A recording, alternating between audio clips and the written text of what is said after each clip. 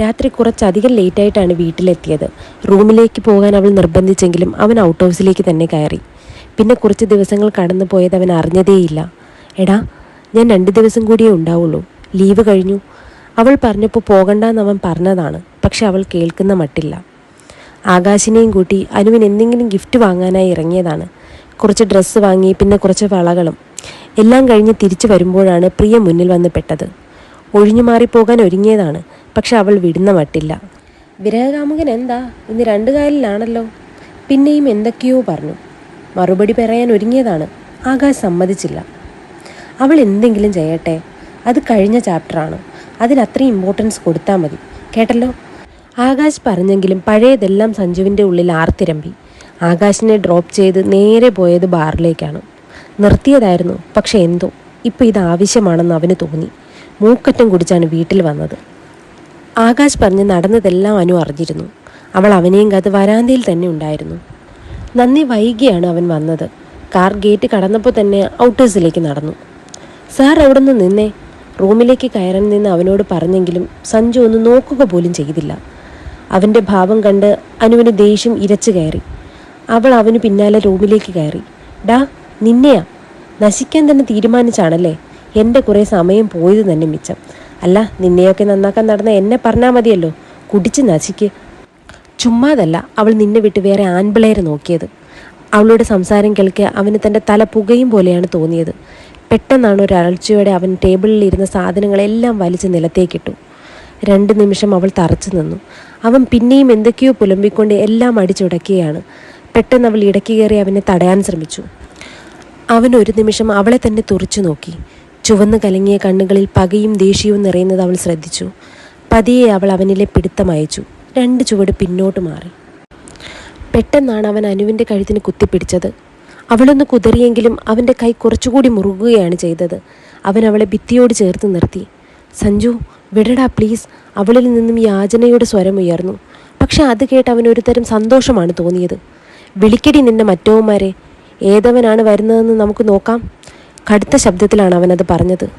ഡാ, ഞാൻ അനുവാടാ, ഒന്ന് വിട് സഞ്ജു.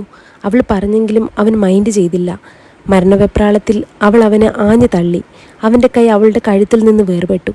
പെട്ടെന്നുണ്ടായ ദേഷ്യത്തിൽ അവൾ അവൻ്റെ മുഖത്താഞ്ഞടിച്ചു. അതോടെ അവന് സ്വയബോധം വരുമെന്നാണ് വിചാരിച്ചത്. പക്ഷെ അവിടെ രംഗം കൂടുതൽ വഷളാകുകയായിരുന്നു.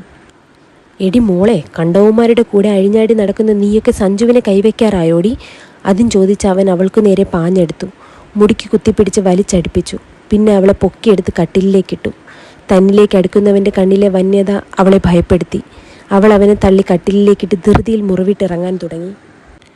അപ്പോഴേക്കും അവൻ്റെ കൈകൾ അവളുടെ വയറിനെ ചുറ്റി വരിഞ്ഞു. കുതിരി മാറാനാവുന്നത്ര ശ്രമിച്ചു. അവൻ്റെ കൈക്കരുത്തിന് മുന്നിൽ നിസ്സഹായയായി നിൽക്കാനേ അവൾക്ക് കഴിയുമായിരുന്നുള്ളൂ. സ്വയബോധം നഷ്ടമായ അവൻ അവളെ കട്ടിലിലേക്ക് വലിച്ചെറിഞ്ഞു. തന്നെ നോക്കി പകപ്പോടെ ഇരിക്കുന്ന പെണ്ണിന് മുന്നിലേക്ക് പാഞ്ഞു ചെന്നു. അവളുടെ താടിക്ക് കുത്തിപ്പിടിച്ചു. ഞാനത് തെറ്റടി ചെയ്തത്. ജീവന് തുല്യം നിന്നെ സ്നേഹിച്ചതാണോ ഞാൻ ചെയ്ത തെറ്റ്? നിനക്ക് ഞാൻ എന്തെങ്കിലും കുറവ് വരുത്തിയോ? എന്നിലില്ലാത്ത എന്തടി നീ അവന്മാരിൽ കണ്ടത്? കാലു പിടിച്ച് ഞാൻ പറഞ്ഞതല്ലേ എന്നെ വിട്ട് പോകരുതെന്ന്. എന്നിട്ട് നീ കേട്ടോ? ഇല്ലല്ലോ. അവൻ പറയുമ്പോൾ അവളുടെ കണ്ണുകൾ നിറഞ്ഞൊഴുകുകയായിരുന്നു. അതും പറഞ്ഞ് അവൻ അവളെ ഇറുകെ പുണർന്നു. ഒരു നിമിഷം അവളൊന്ന് പതറി.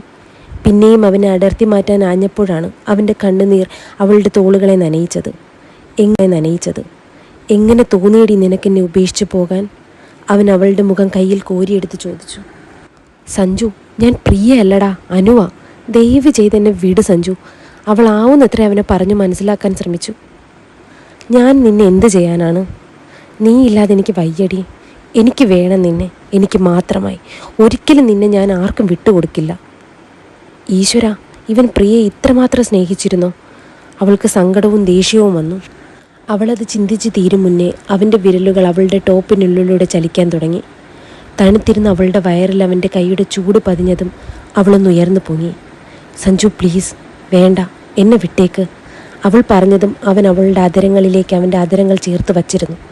അവളുടെ എതിർപ്പുകൾ ഓരോന്നും അവൻ നിഷ്ഫലമാക്കിക്കൊണ്ടിരുന്നു. പതിയെ അവളുടെ ചുണ്ടുകൾ നുണയാൻ തുടങ്ങി. എന്തോ അവൾക്ക് തടയാൻ കഴിയുന്നതിലും അപ്പുറം അവൻ അവളെ കീഴ്പ്പെടുത്തുന്നതായി അവൾക്ക് തോന്നി. പതിയെ അവൾ അവനിലേക്ക് ആഴ്ന്നിറങ്ങുമ്പോൾ അവളിൽ ചെറിയ തേങ്ങലുകൾ മാത്രമാണ് അവശേഷിച്ചത്. പുറത്ത് കാലം തെറ്റി പെയ്യുന്ന മഴ ആർത്ത് പെയ്തുകൊണ്ടിരുന്നു. സമയം കടന്നുപോയി. പതിയെ കണ്ണുകൾ തുറക്കുമ്പോൾ തലയ്ക്കകത്ത് വല്ലാത്തൊരു ഭാരം അവൾക്ക് അനുഭവപ്പെട്ടു.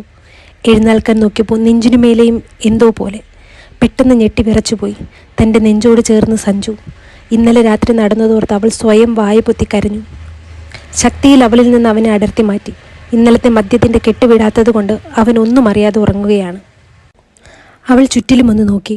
റൂം ഫുൾ ചിതറിക്കിടക്കുന്നു. അതിനിടയിൽ നിന്ന് അവളുടെ ഡ്രസ്സ് എടുത്തിട്ട് വേഗം പുറത്തേക്കിറങ്ങി. വിറയ്ക്കുന്ന കാലുകളുമായി അവൾ വീട്ടിലേക്ക് കയറി. ആരും തന്നെയില്ല. ഇന്നലെ ഉച്ച കഴിഞ്ഞ് ബിന്ദു വീട്ടിൽ പോയതാണ് എല്ലാവരും കൂടി.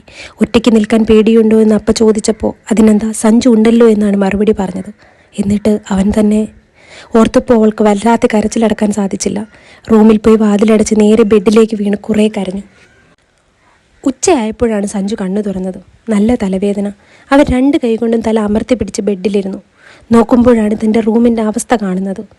എല്ലാം താറുമാറായി കിടക്കുന്നു. എല്ലാം വലിച്ചു വാരിയിട്ടിരിക്കുന്നു. അതിനിടയിൽ ഇന്നലെ അനുവിനായി വാങ്ങിയ ഡ്രസ്സും വളകളും ഒക്കെ കണ്ട് അവൻ ഒന്ന് ഞെട്ടി. പതിയെ ഇന്നലെ നടന്ന സംഭവങ്ങൾ ഓരോന്നോരോന്നായി അവന് ഓർമ്മയിൽ തെളിഞ്ഞു വന്നു. തന്നെ ഒന്നും ചെയ്യരുതെന്ന് കൈകൂപ്പി അപേക്ഷിക്കുന്ന ഒരു പെണ്ണിൻ്റെ മുഖം അവൻ്റെ ഹൃദയമെടുപ്പ് കൂട്ടി. നേരെ ഓടി വീട്ടിലേക്ക് കയറി. അവിടെ മാകെ അവളെ അന്വേഷിച്ചെങ്കിലും നിരാശയായിരുന്നു ഫലം. അവൻ നിലത്തിരുന്ന് ആർത്ത് കരഞ്ഞു. എന്ത് ചെയ്യണമെന്ന് ഒരു നിശ്ചയവുമില്ല. ദൈവമേ, എന്ത് പാപമാണ് ഞാൻ ചെയ്തത്? എന്ത് പ്രായശ്ചിത്തം ചെയ്താലാണ് ഈ പാപം തീരുക? അവനോട് തന്നെ അറപ്പ് തോന്നി. അനു അവളിനി എന്തെങ്കിലും അവിവേകം ചെയ്തിട്ടുണ്ടാകുമോ? അവൻ വേഗം ഫോണെടുത്ത് രാധുവിനെ വിളിച്ചു. അമ്മേ, അനു അവന് വാക്കുകൾ കിട്ടുന്നുണ്ടായിരുന്നില്ല. ഇപ്പോഴാണോ പൊന്നുമോൻ എഴുന്നേറ്റത്? അനുക്കുട്ടി വെളുപ്പിന് തന്നെ ബാംഗ്ലൂർക്ക് പോയല്ലോ. നിന്നോട് പറഞ്ഞില്ലേ? ഞങ്ങൾ വരാൻ കുറച്ചുകൂടി വൈകും മോനെ. അമ്മ പിന്നെ വിളിക്കാം. അവർ ആരും ഒന്നും തന്നെ അറിഞ്ഞിട്ടില്ല എന്ന് രാധുവിൻ്റെ സംസാരത്തിൽ നിന്ന് തന്നെ അവന് മനസ്സിലായി. അനുവിനെ ഒരുപാട് തവണ ഫോണിൽ ട്രൈ ചെയ്തെങ്കിലും അവൾ എടുത്തില്ല. പിന്നെ സ്വിച്ച് ഓഫായി. ഇതാരോടാണൊന്ന് പറയുക? ആകാശിൻ്റെ മുഖമാണ് ആദ്യം ഓർമ്മ വന്നത്. ആകാശിനെ കോൾ ചെയ്ത് കാര്യം പറഞ്ഞു. അവൻ നേരെ വീട്ടിലേക്ക് വന്നു. റൂമിൽ കയറിയ പാടെ ആകാശ് കൊടുത്തു ചെകിട്ടത്ത് 2 എണ്ണം. അപ്പോഴും അവൻ ഒരേ ഇരിപ്പ് തുടർന്നു. എനിക്ക് ചത്താ മതി ആകേഷ്, ഞാനിനി എന്തിനാണ് ജീവിക്കുന്നത്? തലതല്ലി കരയുന്നവനെ കണ്ടപ്പോൾ ആകാശിൻ്റെയും കണ്ണുകൾ നിറഞ്ഞു. അവൻ വേഗം പോയി സഞ്ജുവിനെ ചേർത്ത് പിടിച്ചു. എല്ലാത്തിനും കാരണം ഈ നശിച്ച കുടിയാണ്. അതെങ്ങനെയാ? എത്ര പറഞ്ഞാലും കേൾക്കില്ലല്ലോ. പിന്നെ സഞ്ജു, നീ മരിച്ചാൽ ഈ ചെയ്ത പാവം തീരുവോ? എന്തായാലും വീട്ടുകാർ ഇതറിഞ്ഞിട്ടില്ല. അവൾക്ക് വേണമെങ്കിൽ പറയാമായിരുന്നു. അവളത് ചെയ്യാത്തത് നിനക്ക് വേണ്ടിയിട്ടാണ്. ഇപ്പം നീ സമാധാനിക്ക്. നമുക്ക് കുറച്ച് സമയം അവൾക്ക് കൊടുക്കാം. അതുവരെ നീ എടുത്തു ചാടിയൊന്നും ചെയ്യരുത്, കേട്ടല്ലോ? ആകാശ് അവനെ സമാധാനിപ്പിച്ചു.